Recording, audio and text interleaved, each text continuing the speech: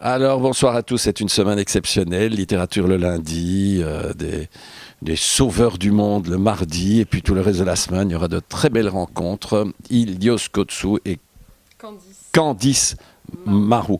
Ilios, je le connais depuis. Il faut savoir, Candice, que Ilios nous le faisons depuis une quinzaine d'années, a une année allumé des bougies de Hanouka chez Filigrane.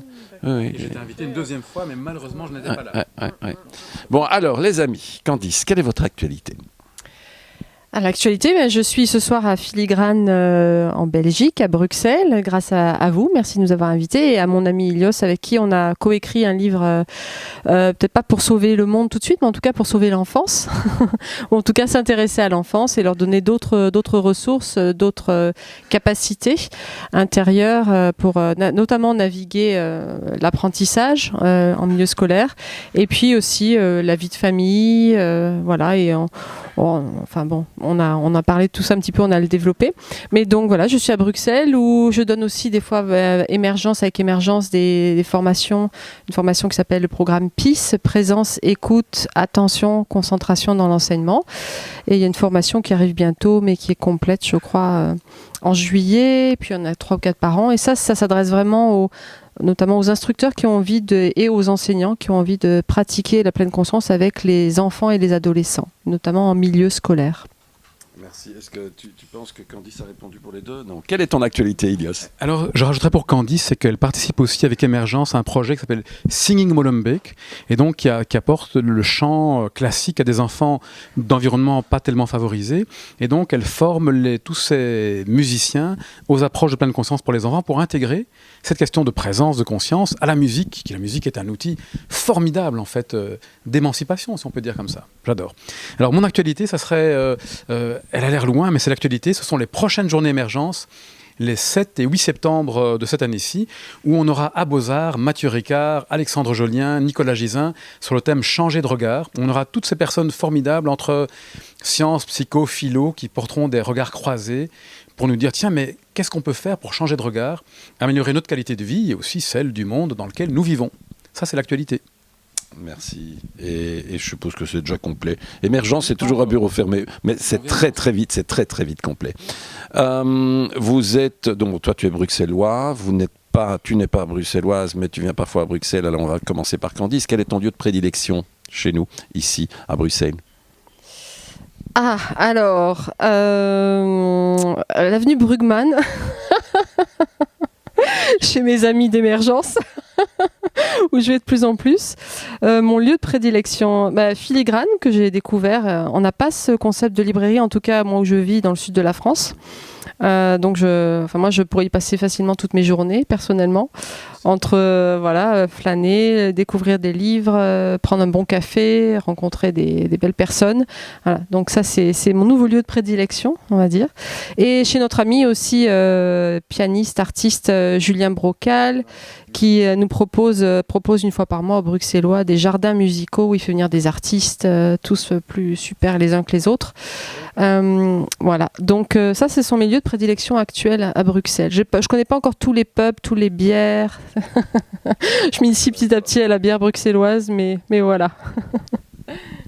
Alors j'aime beaucoup Filigrane, donc je vais le passer parce que c'est une évidence pour moi, hein. C'est vrai, j'y suis régulièrement. Alors j'aime beaucoup la chocolaterie de Laurent Gerbeau, et donc qui est juste en face du Palais des Beaux-Arts. Surtout quand il fait encore un petit peu frais, boire un chocolat de chez Laurent Gerbeau, c'est extraordinaire. Et j'aime beaucoup aussi le parc du Den, parce qu'on a en plein milieu de la ville un havre, c'est comme un petit bois, un petit peu sauvage, et donc j'y ai plein de beaux souvenirs. Donc c'est un endroit que j'aime beaucoup. Merci pour ce partage. Alors maintenant, on va faire du tac au tac. Ok ? Vous pouvez un tout petit peu vous lâcher, parce que toi, si on te laisse parler, on est parti pour des heures. Mais c'est vraiment du tac au tac. C'est, par exemple, quelle est votre lecture du moment ? Ma lecture du moment, c'est un livre qui s'appelle Initiation d'Elisabeth Aïch. Voilà, c'est tout un livre sur un parcours d'initiation lié à l'ancienne Égypte. Intéressant. Alors, mon livre du moment, j'espère que je vais bien dire le titre, parce que c'est Comment je suis devenu moi-même, quelque chose comme ça, d'Irving Yalom. J'adore Irving Yalom, et je conseille à tout le monde de lire les livres d'Irving Yalom, qui est un psychothérapeute extraordinaire qui mélange dans ses livres souvent roman, thérapie. C'est très agréable à lire et c'est vraiment très bien. Les grands de la, Voilà. de la psycho. Les grands de la psycho, les grands de la philo, mais de manière très agréable à lire. Donc on lit parfois un thriller et on apprend beaucoup. Magnifique. Merci. Ton lieu préféré au monde? Un lieu, tu prends pas le micro, tu réponds. Ton lieu préféré au monde? Le jardin. Ton lieu préféré au monde? Canada. Un pays où tu aimes aller en vacances? Le Canada. Aussi. Alors, je dirais la Belgique. C'est parfait. Ton plat préféré? Alors ça serait une salade de l'amour que me prépare ma conjointe, merveilleuse. Mon plat préféré? Là, comme ça, tout de suite, mon plat préféré, allez, la soupe au pistou. Ah ouais. Mm. Ah ouais. Ah oui. Ah oui. Alors, une série télé? Et je suis toujours... alors là, en ce moment, je viens de finir Umbrella Academy. J'ai pas de série télé préférée, j'en regarde pas donc. Ok. Un film? Désolé. Un film que j'aime beaucoup, alors c'est un très vieux film qui s'appelait Autour de Minuit One Midnight. Merveilleux film de musique sur un saxophoniste extraordinaire.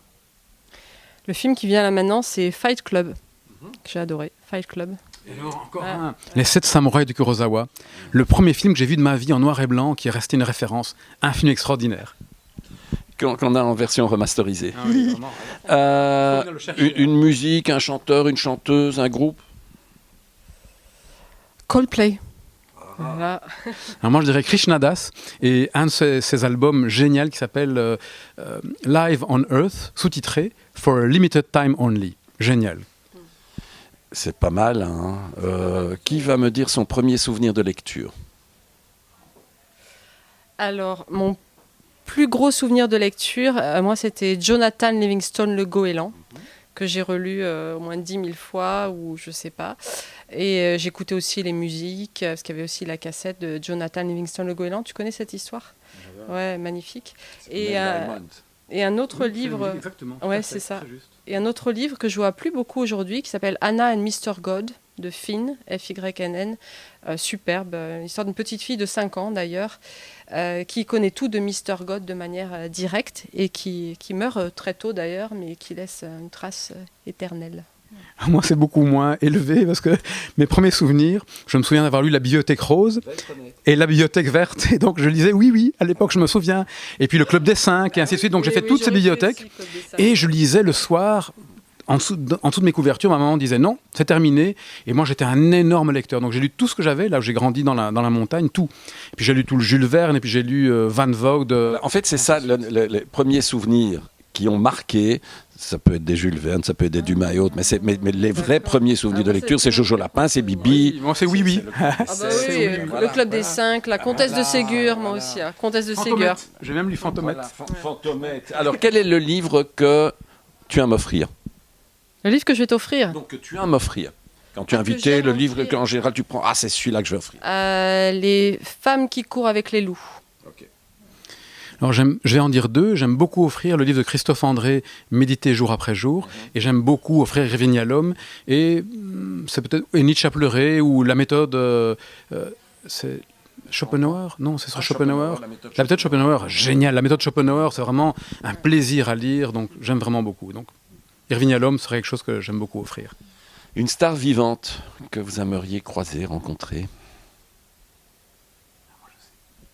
C'est José Mujica, qui est l'ancien président de l'Uruguay et qui, lorsqu'il était président, au lieu d'habiter dans son palais doré de Montevideo et rester dans sa ferme à fleurs, a donné 90% de son salaire à des œuvres de charité et a vraiment été quelqu'un d'hyper progressiste, fidèle à ses valeurs. Et donc, vraiment, je trouve un inspirateur dans le monde politique, parfois un peu compliqué, d'une cohérence. Voilà, exactement. Un type génial. Non, désolé, la star vivante, ça me vient pas là dans l'instant. Okay, votre plus belle rencontre, ta plus belle rencontre? Moi, c'est clairement ma chérie. Voilà. Et donc, c'est ma plus belle rencontre, très très clairement. Celle qui a transformé ma vie. Pardon. Et moi, c'est ma fille. Ma fille qui a 15 ans aujourd'hui, Alena, ça a été, voilà, c'est toujours ma plus belle rencontre. Et celle qui me rapproche le plus de l'amour inconditionnel. C'est vrai, quand on est parent, c'est magique, et puis quand on est grand-parent, c'est à nouveau magique. C'est dingue. On a Un petit objectif, un petit... Sans ma compagne, j'aurais pas rencontré ma fille. Donc, je mettrais ma compagne d'abord. C'est grâce à elle que ma fille est arrivée. Ma fille est fantastique. Donc, j'aurais dû mettre la petite équipe là dans la maison. Grâce à Émergence. Voilà. Enfin, c'est dingue. Et tes livres qui ont fait qu'on s'est rencontrés, c'est magique. C'est donc, magique. Non, Marc, tu dis ça, mais il y a quelque chose de profondément vrai. En fait, tout est une question de lien et de relation. Et au fond, moi, je trouve ce qui est magique, c'est ça. C'est les liens et la magie de tous ces liens qui fait que tout ce qui nous arrive de bon, je pense, n'est jamais dû à une chose. C'est aujourd'hui un ensemble de liens extraordinaires. Je voudrais que tu as écouté, hein? Oui. Ok. Petit objectif. Oui. Vous êtes deux. Qui veut prendre la parole le premier? Si vous devez donner un conseil aujourd'hui aux jeunes, quel est-il? Un conseil aux jeunes, ce serait de ne pas se laisser aller par les messages anxiogènes, négatifs qui sont autour de nous, qui sont très forts en ce moment, sur le devenir de la planète, de la société. De vous dire que vous êtes puissant, vous avez toutes les clés en vous, toutes les ressources en vous, qui attendent d'être découvertes et que vous pouvez, si vous le décidez, changer le monde. Voilà. Formidable, moi. Je dirais autrement ce que Candice a dit, on a chacun un trésor en nous et la question c'est comment est-ce qu'on peut le cultiver, en prendre soin et puis après prendre soin de ceux qu'on aime, de notre environnement le plus proche pour finir prendre soin de la terre, de la nature. Et on peut tous apporter quelque chose, on a tous quelque chose à apporter, qui que l'on soit. Ce sont des très belles paroles et c'est un bonheur. Merci à vous deux et on se retrouve très vite. Toi en tant que client et toi aussi maintenant en tant que cliente. Merci. Merci beaucoup.